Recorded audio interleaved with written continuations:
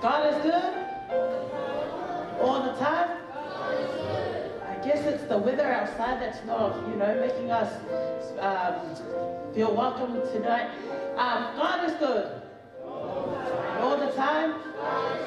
Now it's time for our song service, and our first song.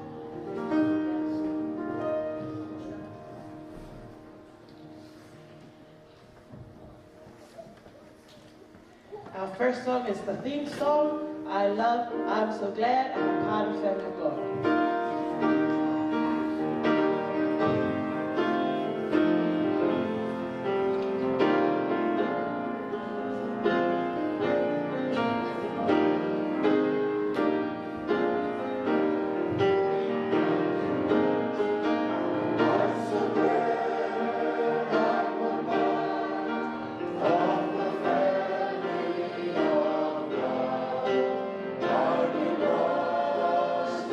The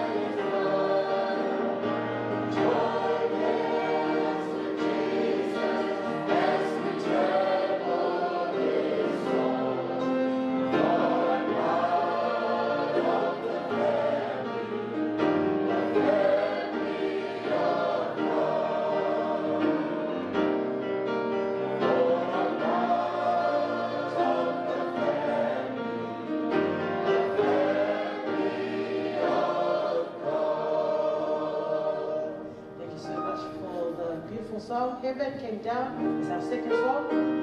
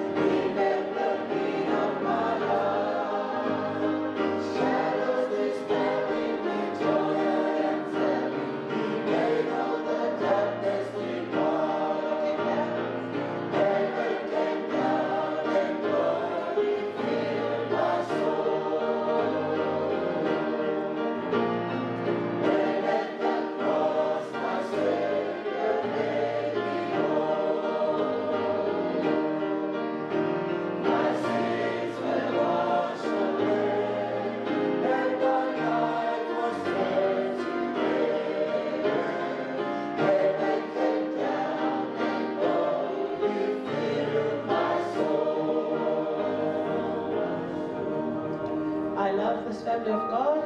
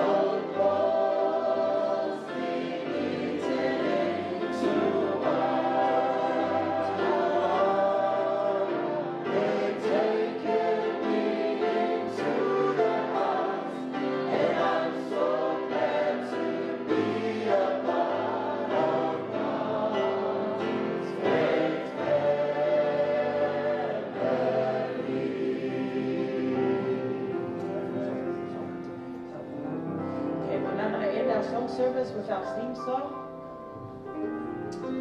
I'm so glad I'm a part of the family of God.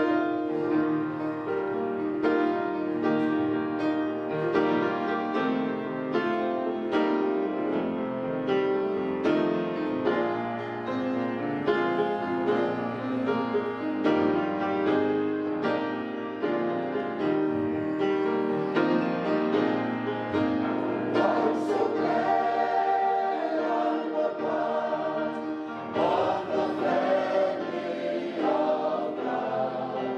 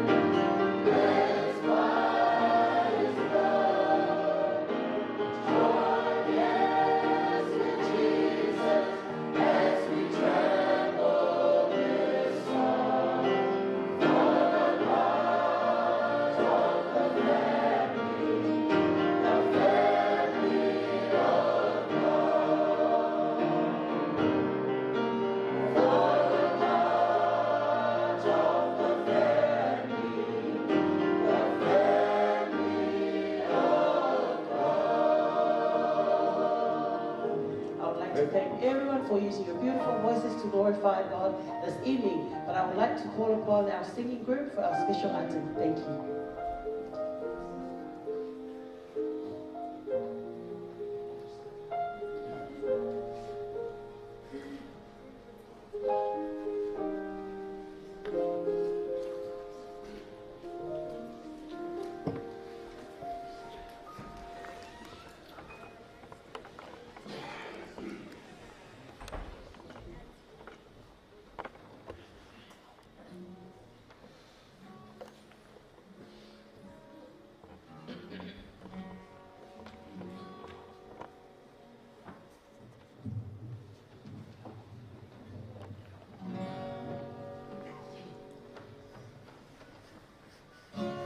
Isn't that wonderful that we are part of the family of God? Amen. Amen. We're from Kosena group, and we're so fortunate to have us as representative from our small group in Kosena. The song that we're going to sing this evening is one of the well-known "Since I Started for the Kingdom." And that's the kingdom that we're all looking forward to go there, isn't it? Amen.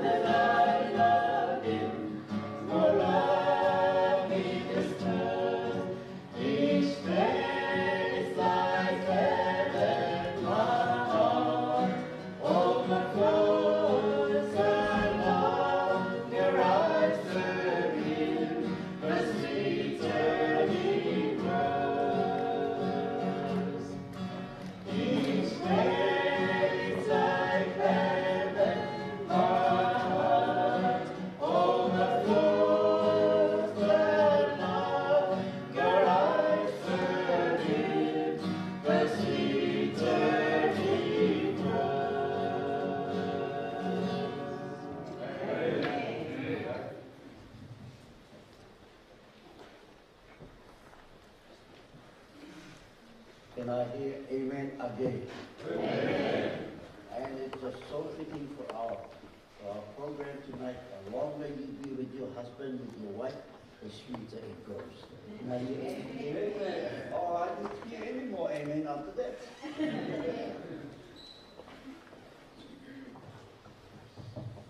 Allow me to welcome you all to our program tonight. Now you turn to the person next to you. Say, have I seen you last night?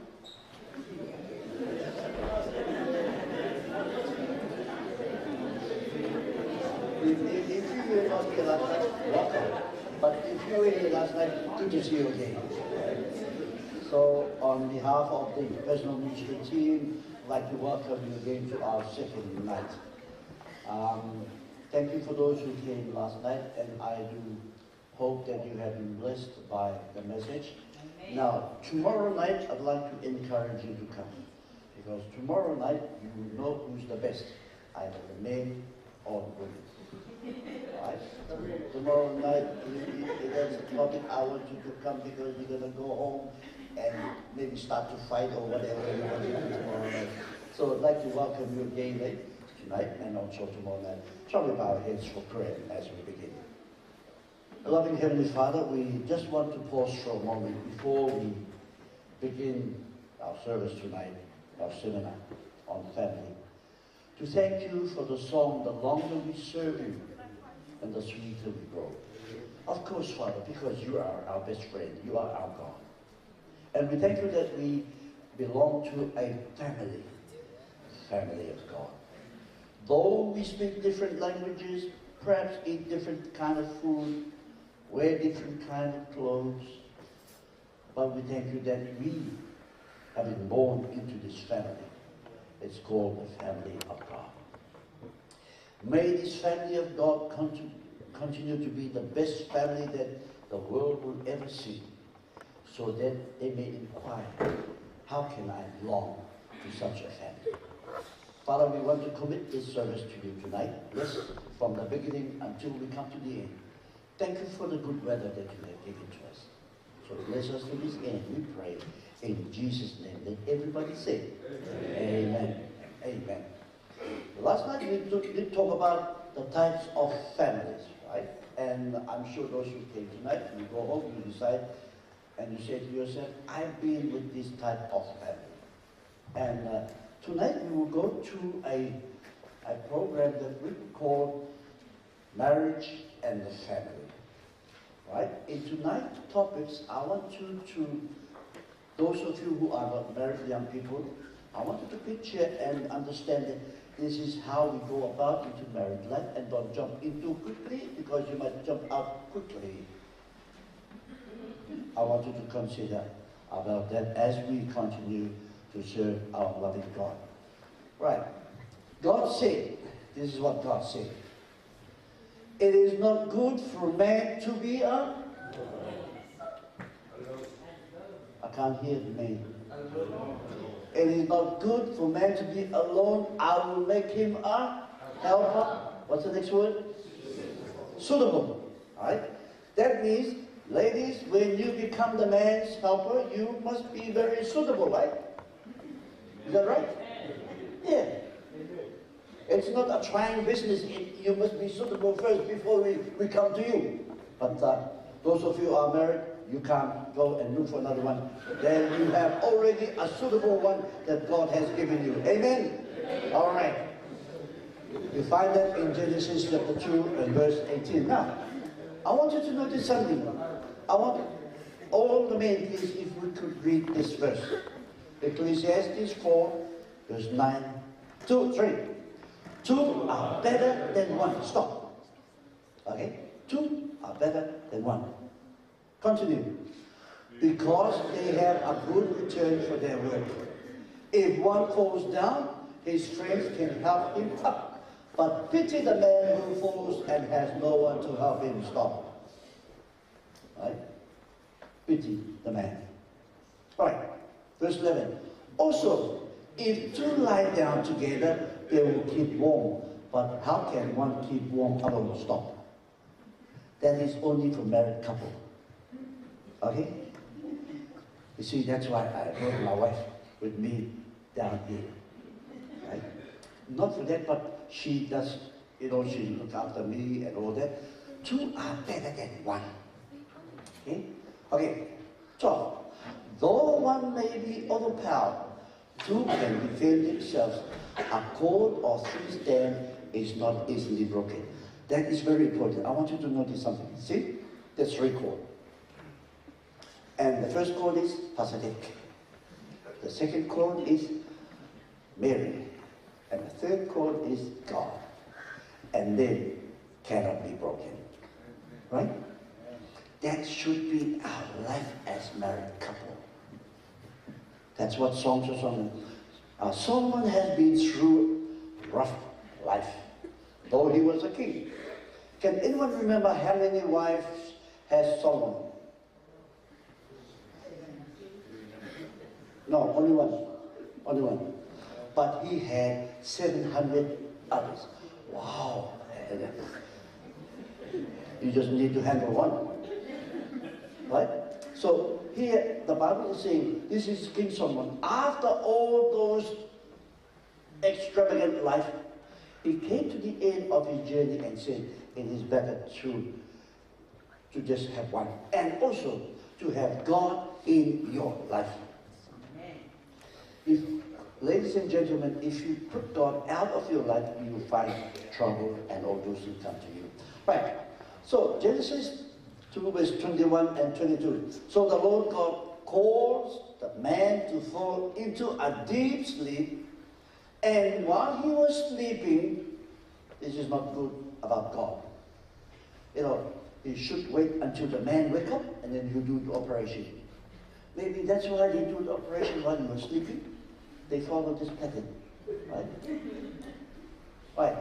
He took one of man's rib and closed up the place with the flesh. Then the Lord made a woman. It's not a woman, it's a woman. Thank you. From the rib he had taken out of the man, and he brought it to the man. You know, I want you to notice something here. This is my own imagination, my own thoughts. It's not written in the Bible. And because he was watching all the animals and all other animals, you know, and then when after the operation, and he opened his eyes, and he said, "Oh, God, can I have two?" God said, "No, just one is enough for you." Why? Because she was so beautiful. Men, if you are next to your husband, if you are next to a man, don't talk. If you are next to your husband, say, "Husband, tell your wife, you look beautiful. Darling, you look beautiful." Then the man said, "This is now bones of my bones and flesh of my flesh. She shall be called woman." Why? Because she was taken from man. For this reason, a man will leave his father and mother and be united to his wife, and they shall become what? Okay. There's something I want you to see. 1 plus 1 equals. Come boy. Come, man. Okay. Did your father tell you 1 plus 1 equals 2? Well, tonight you will have a new answer. You watch. 1 plus 1 equals 1. Boy, don't take this to school. You get wrong. This is only for married life. Okay? Why? Because the Bible says, and they shall become one flesh, not two. So 1 plus 1 equals 1. No. No. You got tempted to say 2. All right. You see, good marriage just don't happen. You know, you read about the fairy tales and they lived happily ever after. No, it's wrong. You have to work hard about your marriage. Okay, let's have a look. The introduction. Good marriages don't just happen. They are intentional. They take time. They take commitment and they take effort. You have to work on. Both of you have to work out your marital life. It does not happen like that. Ephesians, sorry the screen is a bit small there, but up on the screen you can see Ephesians 4 verse 3 and Philippians 2 verse 2. Make every effort to keep the Spirit, the unity of the Spirit, through the bond of peace. Then make my joy complete by being like-minded, having the same love, being one in spirit and purpose. Paul is speaking about married couple and the church family. 6 areas of satisfying marriage. Right. I want you to have a look. Number 1, communication. Number 2, consideration. Number 3, compromise. But we will go one by one and see what the Bible and what our word is talking about. Right. If you have any question, you can raise your hand, because this is a seminar, this is not a preaching. Right? So if you don't like, you say, Pastor, no. Can I say this? Okay. I want us to respond. And maybe tomorrow we will put a rope. Everybody come close to me, because I want to come close to you so that we can communicate with each other. Talk to each other. All right. Communication. 8. Proverbs 13 verse 17. The Bible says it takes communication to have a successful, satisfied marriage. Listen to this. A wicked messenger falls into trouble, but a trustworthy envoy brings healing. When the communication is right, when the message is right. If you want to make progress in your marriage, you've got to talk. 85% of all marriage problems seem from poor conversation, communication. Man, you come back from work, right? The cat is in your way. What do you do with the cat? What do you do with the cat? You kick the cat in. Why? Because you have a poor problem at work, and you bring your problem at work, you bring it home, and you kick the cat, and next minute you're kicking your wife. Talk about it. And the wife say, oh, Daddy, what's wrong? What do you say? Keep quiet. None of your business. Talk. You don't know, maybe your wife got the answer to your problem. Okay? Right. A Newsweek release, it says here, a statistic that said the average couple talk to each other about 4 minutes a day. 4 minutes a day. Where is the rest of the other minutes? On Facebook. Other things. That is very, very troubling, eh? Only 4 minutes a day. I don't know about your culture. About culture, once the ladies start talking, you can't stop. No, not all ladies. And some men too, when they start talking, you can't stop them. All right. Communication is a skill you got to learn, and you got to what? Practice through in your life. All right. Consideration. Consideration is Ephesians 4 verse 2. Forbearing one another. Show your love by being helpful to each other. All right. Consideration simply means paying attention to what they say, showing common courtesy, treating people with respect. Men, when you come home from work, because you have 10 children, are you listening? And the food is not cooked, what do you do? Can I have an answer? What do you do? Well, this is a seminar. What do you do?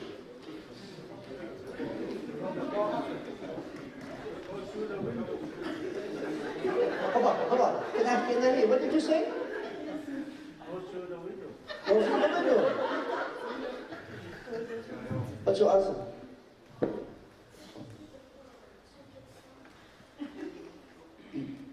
He said, Mom should cook the food before Papa comes home. Is that right?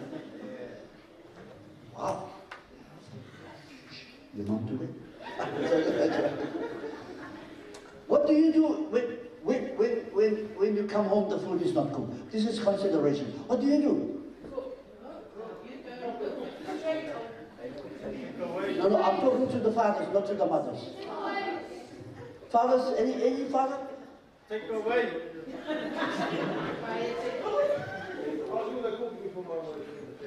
Amen. Are you from the Cook Island?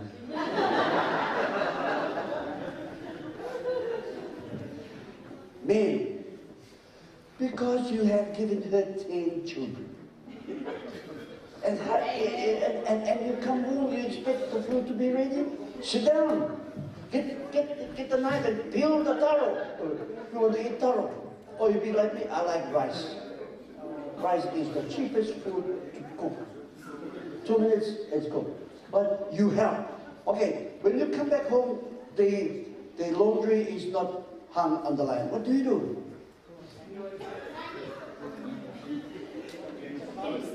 Come on, we're talking this. We're talking about consideration. When you come, you see all these things happening. Don't just come home and sit down on the chair and turn your TV on and watch.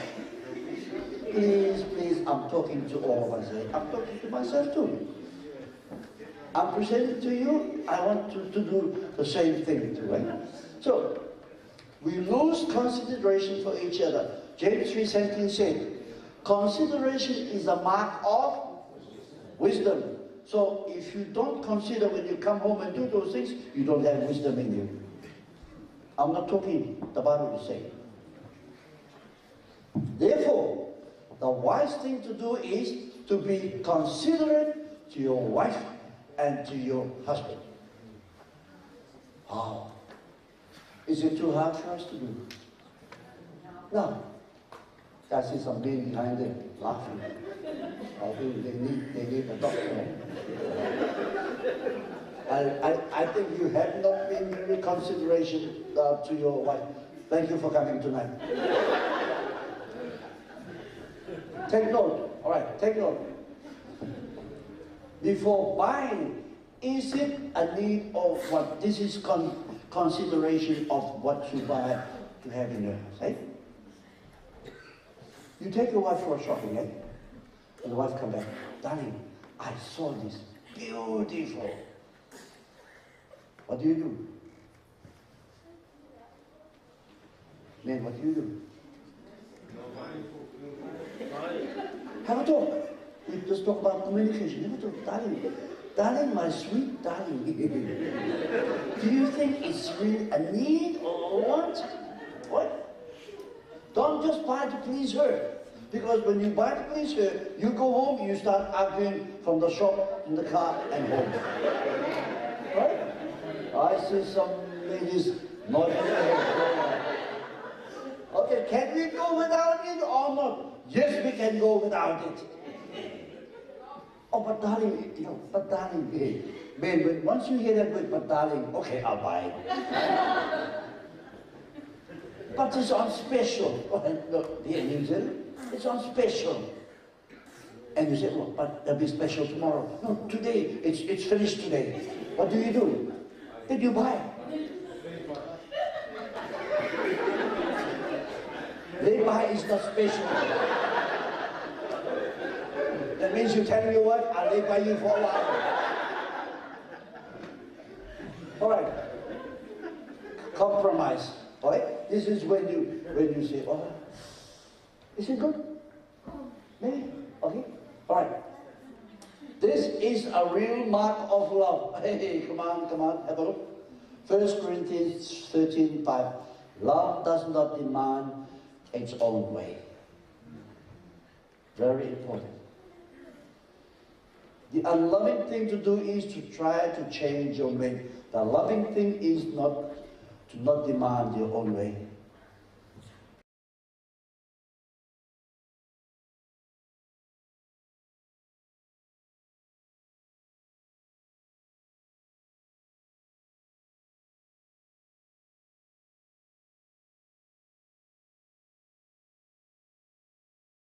Some Adventists who are eating pork. I always want you to use the word, it is written. The Bible says, not the pastor said, and not the church said. Right? You see, with this here, sometimes men, we want to change our wife to be like us. Ladies, sometimes you want to change your husband to be like you. Tomorrow night you come. You come and see the difference between the two. By the time you get home, you might say to yourself, did I marry the right man? Did I marry the right woman? Of course you did. But I want you to know that we are different, eh? But come tomorrow. Okay. Love does not demand its own way. That's a fact of life. You will have conflict in marriage. Every marriage has conflict. Can I see hand those who are married tonight? Can I see? Oh, so you two are married. Okay. All right. How many of you don't have any conflict in your marriage? Oh, I'm talking to the right people. Of course we have conflict. Why? Because one is a man, one is a female. Okay? There's a two different, with a black and white. Right? But you see on the piano, it's a black and white key. Okay? But when you play together, brings a beautiful, harmonious music. Right? You see, without the black, you can only have one part of music. Without the white, but you join together, you have the black and white minstrel show. Beautiful. Right? There are some issues you're never going to agree on. True? True? Yeah. You can talk until the cow comes home. There's a point. Still, no answer. Yeah, no answer. And tomorrow you bring the same topic again, and your husband say, not again. Because you are different. I want you to always remember, no matter what, you two are different. I like salt, you don't like salt. Don't put salt on my food, okay? That's why I have that, the bottle of salt on the table, okay? If you want salt, choose. If you don't want salt, take away. That's it. All right. Compromise is the evidence of real love, right? You meet in the middle, you are flexible. Okay, darling? I'll come halfway, you come halfway. And that's it. I'm not coming to your side, neither you coming to my side. You yield your rights. It's a give and take in a married life. You have to compromise on many things. The way you raise your children. Okay? You see, when you come into marriage, one come from a loving family, one come from a disorganized family. And you see how you run your children. Oh, okay, let's go. Yeah, take. And the wife said, no. Sit down. So, what happened? Every time the son wants something, they come to the father because you have been a disorganized family. Just give anything. But the mother, no. Okay? The way you raise your children. How often you have intimate relationships. Men, let me talk to you. I will talk to you again tomorrow. You come back from work, you never help your wife with the cooking, everything. 11:30 at night. I'm talking straight, right? Pardon me if I step over the culture. 11:30 at night, what do? Hello, darling. What does darling say? Get lost. Why? Why? You didn't hang the clothes, you didn't peel the towel, you just came home from work and just sat there. I'm talking straight to you, man. Yeah. You come home, if you want that 11 o'clock beauty, start in the morning. Goodbye, darling, I'll see you later. And when you go to work, you get a mobile phone. Darling, how are you doing? I'm coming home soon. You build up that what? Relationship. Okay? The way your money is spent. Okay? Both of you work. This is my money, it's not your money. Okay, about your money? It's my money. You need to talk, eh? You need to talk. And the man says, I'm paying this rent, I'm paying the house, I'm paying this. And the wife will say, okay, I'm going out. Okay? Compromise. You need to do that. How often you visit members, especially in-laws? All of us have our in-laws, right? And our outlaws.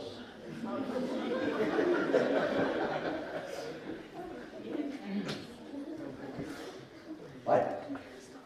I want you to remember, you are married to your wife and to the whole island. Yeah. When it's time for funeral, you don't run away. You are within the island. Yeah. This is it. You know, you plan. Oh, darling, we always go to your family. What about my family? Why? Oh, my family is okay, they don't ask money, but your family always money. You need to talk about that. You say, sorry, you married to the wrong person. And how you spend your leisure time. You know, sometimes my wife and I will go for a drive. We go to Browns Bay. But because we're so busy, sometimes we neglect it. Those are very important moments. You know, for you to drive around, not intention to buy something. Okay, ladies? Not to buy something. You are only going for a joyride. And the only thing you can buy on a joyride is an ice cream. Alright? Courtship. Alright. I know the islanders don't do courtship. True? You just see body, Mama, I'm going to marry your daughter. Finish. But I want you to have a look at this. This is very important in young people. Think. Okay? Proverbs 5:19. Let your mate's affection fill you at all times with delight. And physical affection is vital. Absolutely vital to a satisfying marriage. See, the real problem with many marriages is that what you did to win your mate's love, you have not continued to do to keep your mate's love. You stop dating. Remember the first time when you saw her, right? I know I'm talking to some old people's way of dating back there. I'm talking straight to everybody now. You see her and you don't want anybody to get her, okay? And she said to you, "You got much money? No problem. You're in the car, come in." You know? All those things you build up. Why? You want to get her. And during those days of courtship and dating, you pour out everything. You give flowers, you give anything. And once you get married, you stop. Why stop? Why? No more money, finish.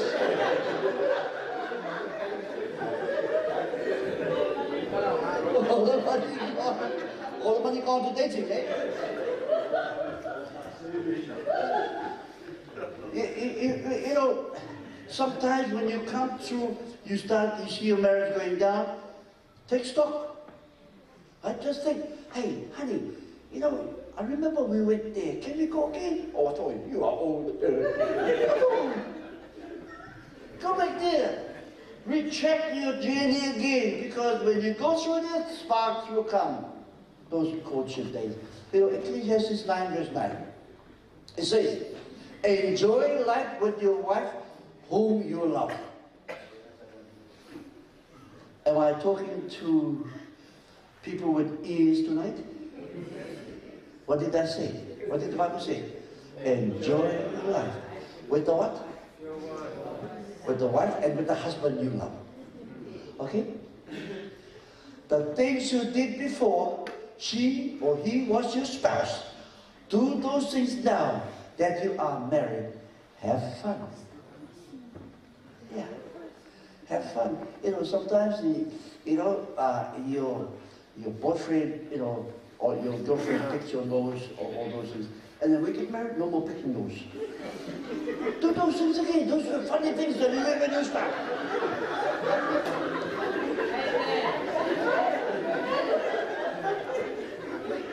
And for you ladies, some of the ladies, when they get married, they stop dressing nice, right? They stop putting perfume on. And they say, oh, I'm married. He will never leave me. you better be careful. Do you know why? You know why? You know why? You shout to him, you talk hard to him, and he gets in his car and he drives to work. And the secretary, good morning.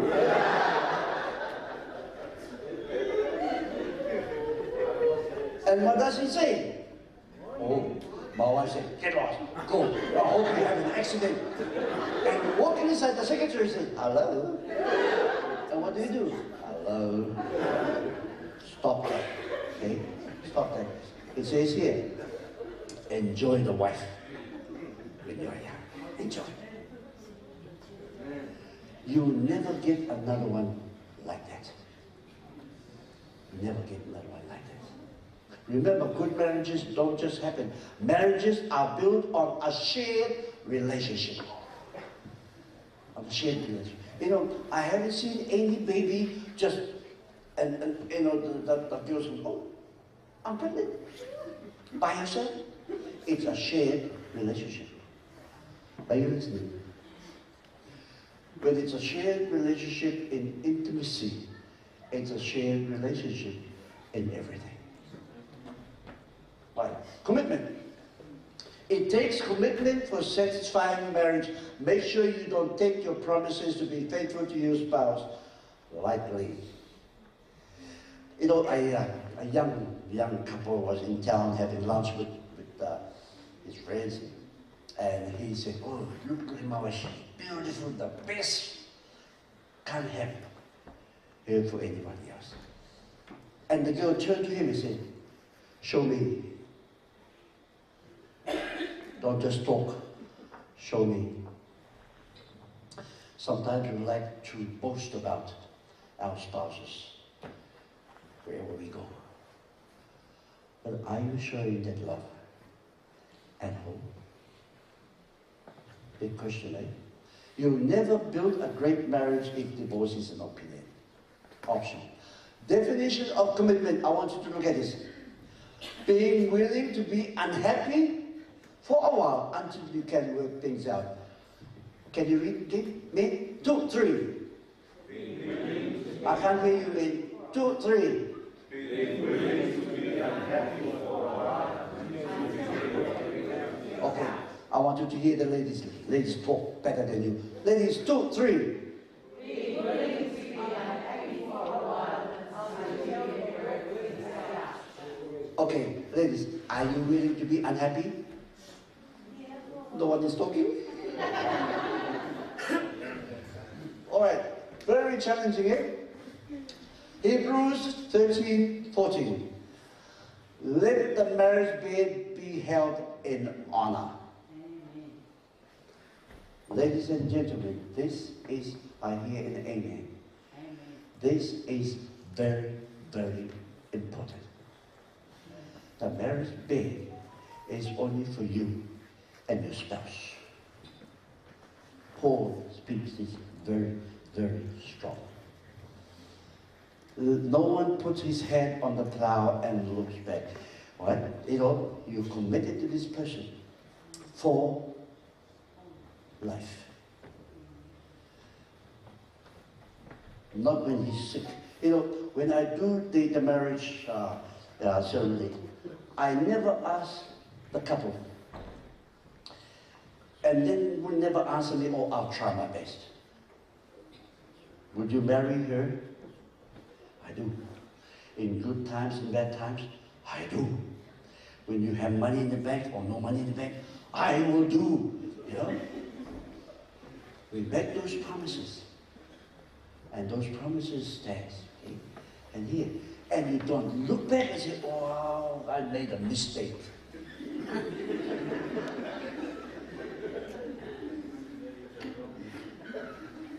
I see the same two men laughing again.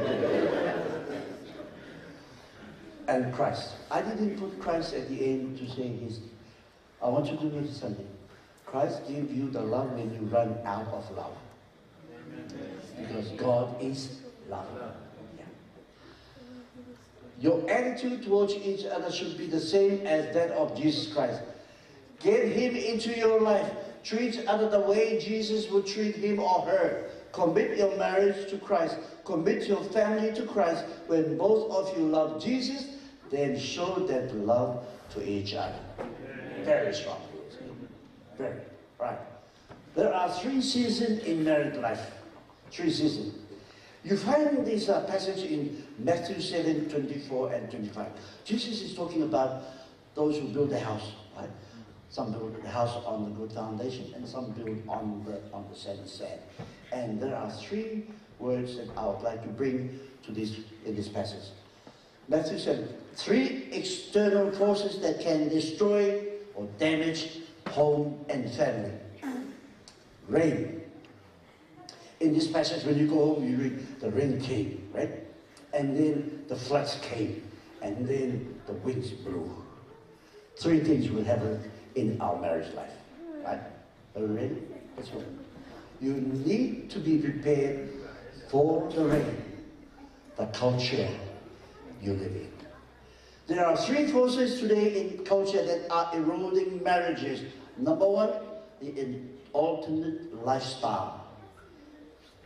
You see, today we are confused with our roles. Right? There is no such thing in the Bible. That's for the lady, this for the man. The roles are for everybody. That's why God said, I will make you a... You forgot. A helper, and next word, suitable. That is not only for the ladies, but also for the men. Both of you should be suitable to do those things. Right? Materialism, the pressure on us to have more. And also, when you watch TV, Facebook, all those things are bombarded with sexual things. Don't spend your time on that. 3 ideas in our culture that can erode our marriage. Number 1, humanism. Humanism means me. But we have a song. You know, we have a song when we grow up inside the school. Jesus loved the little one like me. Jesus loved the little one like me. We start me first, and then afterward you, and then we do the older folks. Right? Me first, always me. Next one is materialism. Greedy for more dollars or things. I say this kindly today, right? Very kindly. The place of the mother is where? In the home. But because we are living in a society that costs everything, then they chose to work. When you choose to work, then you need to share the load at home. Are you listening?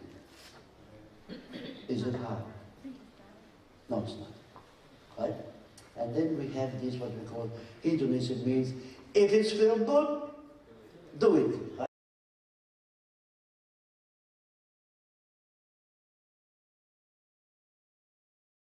Be happy, do it. If it's good, do it. No, you don't do it. If it's good, you don't do it. It may be good to you, but to those who are watching you and your spouse, it's not good. Okay? So these are the 3 things that erode our marriages. How should Christians respond to a culture that says all these things are good? Romans 12 verse 2. It says, I like this translation. Do not copy the behavior and the custom of this world, but be a new and different person. Like that? Or I like the Phillips translation. Phillips translation goes like this. Do not let the world squeeze you into its mold.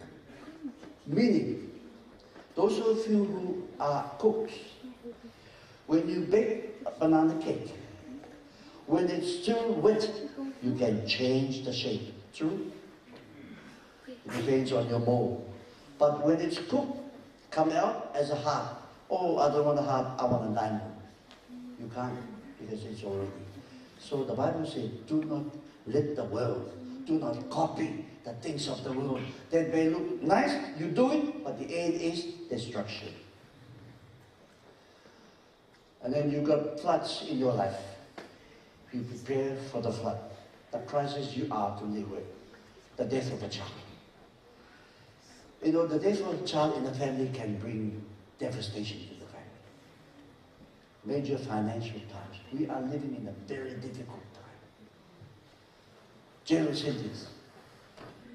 I'm not talking to those people who have been in jail. I'm just saying this can destroy a family. Being laid off work. You come home from work and you look gloomy and your wife says, "What's wrong?"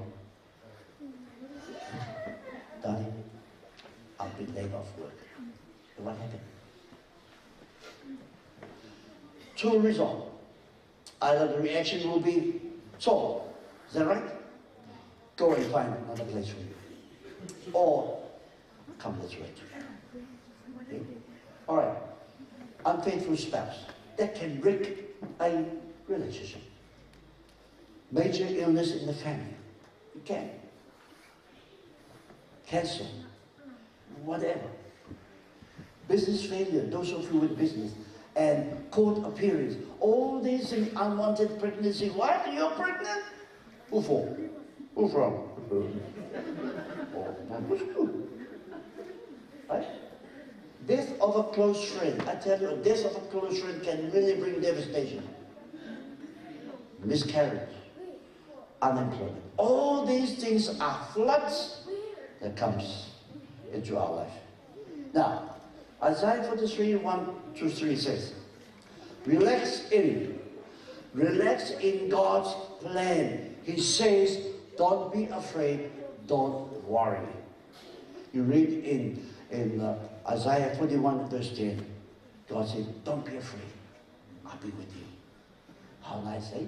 And then recognize God's presence when you go through deep waters and great trouble. He said, I will be with you. Folks, don't go in the water and then you cry out for God. It's not what it's saying. It says, when you are in, He will be with you. And rely on God's protection. When you go through the rivers of difficulty, you will not drown. That's a big promise to all of us. Prepare for the winds of change. Ecclesiastes 3 verse 1 says, to everything there is a season. There is a honeymoon stage, right? Honeymoon stage, all of us married couple look forward to it. And after the honeymoon stage, what happened then? It's not more honeymoon. Maybe a honey sun. Then the childless couples stage, no children, to have a deaf child or not. Working years, emptiness, and the worst part is when you retire. These are winds of change in our married life. And we must prepare for the winds of change. When you go through changes in married life, you either can reject and pretend it doesn't exist. Many of us are pretending, oh, it's okay, it's okay. Let's go. No, I'm fine. And you can hear by the words, first, I'm fine. Did you hear me? I'm fine. Oh, sorry, I didn't know that you're fine. You can resist it and fight the change. My way, not your way. My way, not your way. And you start pulling, the string, and you start pulling the string, and you let go. What happened when you let go? Thank you, brother. But you can resist it and allow it to try and pull apart. Okay? Okay? You're sure? Or, honey, come, let's pray. Many of us, we don't do that. You never pray. We call the pastor. Pastor, please, can you? Don't call me, I'm an old friend. We allow other people to look after our problem. You call the police. Why call the police? They don't know anything. Just you do. Come, I know what's the problem. I know. So I didn't give you this money, okay? I want you to know, darling, it's hard to get this dollar, okay? I'm the only one working. When you go through this, I want you to know. Philippians 4:11-13. Be content. I've learned to be content whatever the circumstances. Wow. You know, there's a passage in Habakkuk 3, verse 17. You go home and read. It says here, when there's no food in the barn, no crops, nothing else, I will still love you. I tell you, must be another culture, not our culture. Very hard. Yet, I will still love you. Flexibility, whatever state I am, I'm ready for anything. I'm yours, darling. Really? Yeah. Okay. Faith, I can do all things. Paul didn't say I can do some things, I can do other things, I can do all things. You see, the Bible says, seek ye first the kingdom of God and His righteousness, and really? And some things, all things, shall be added unto you. In conclusion, there are 6 steps. We have looked at that in our programs now. Marriage is not an institution, friends, created by man or the state, subject to alteration by societal whims. No. Marriage is a sacred institution. It's given by God, instituted by God in the beginning. For He said, for this reason, a man will leave his father and mother and be united to his wife, and they will become one flesh. Reserved for sexual intimacy only between a married man and a married woman. Yeah. When we follow the biblical injunction concerning it, when members of the family fulfill their roles, then I have a 10 commandments of marriage for you. Okay? Number 1, bear and forbear. Number 2, work together, play together, and grow up together. There's one thing, us islanders, we don't like to play together. We always say it's a waste of time. Yeah. I remember I grew up, on Sunday is the worst day of my life because we go in the bush and work in the garden and then come back, go fishing and come back. By the time you eat, it's sunset. And then I always look for Pathfinder. Because Pathfinder, you escape, you go away and then you spend all the time there. Right? Work together, play together. Okay?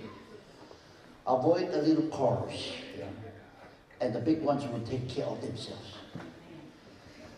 Folks, don't bring your mother-in-law, we're having a fight.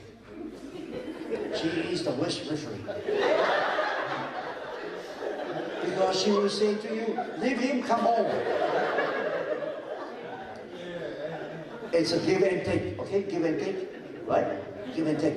And also, it says here, practice sympathy, good humor, and mutual understanding. Do you ever laugh in your home, or is this the first time you laugh? I'm not here to entertain you, right? Laugh is a medicine. Laugh. Yeah, laugh. Respect your in-laws. Listen. But don't criticize them or take one from them. Okay? When you go and visit your mother, right? Don't take anything from there and come to your husband and say, see, my mother said this. Don't take anything. Because you're not married to your mother anymore. You're married to your husband. And don't criticize each other's mother-in-laws or in-laws. It is not nice. Establish your own home. While for those of us, we have this island, last night we talked about the extended families, the father, mother, children, all that living in one house. You can't do any business there. Do you go to your rent a house for you? So you have your own house, you do whatever. Whether, ladies, if you don't clean your house, that's your house. Right? Because if you stay with too many family, wife did not clean the house. What? It is not talk about. Okay? It's not his own. Listen, fight for each other, not with each other. Do you know what that means? Stand for your husband, stand for your wife. Never talk about your wife or husband to somebody else. Please, okay? If you want to take anything tonight, take this one. This is your best friend, this is your soulmate. You know, she sacrificed her surname and changed to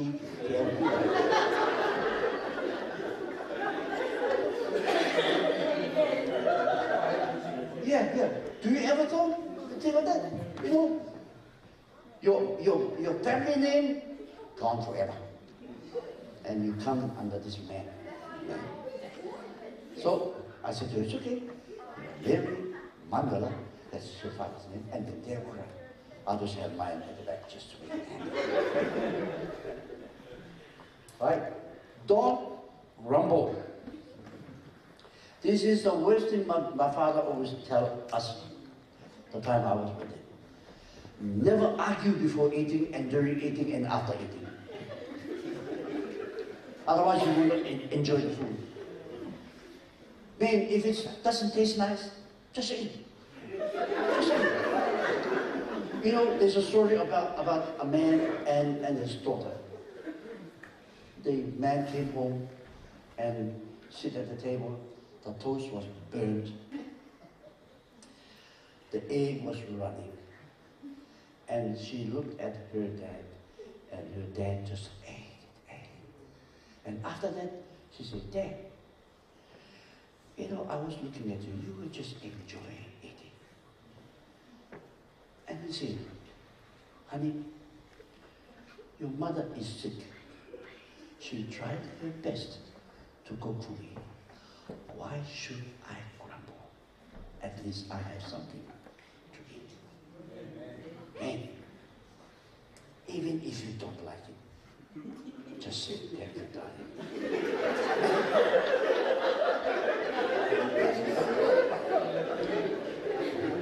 Why? Otherwise, she will say next time, okay, you come home, go around to take away. Don't drive before meal, after, or just enjoy it. And build your home on religious faith with love and forgiveness as the watchman. You know, we have a text last night, unless the Lord builds a house, unless the Lord watches the city, may God bless our family. You see, have a happy married life. This is a Samoan wedding. Have a happy married life. Because it's the gift that God has given you. Has given you. May I ask you something? When you go home, hug your wife. Right? She might be surprised. What's this? If she's surprised, I don't blame her. May God bless our time together. Right? And I trust that you've been blessed as a result. Let's bow our heads for prayer. Father, we talk about our life.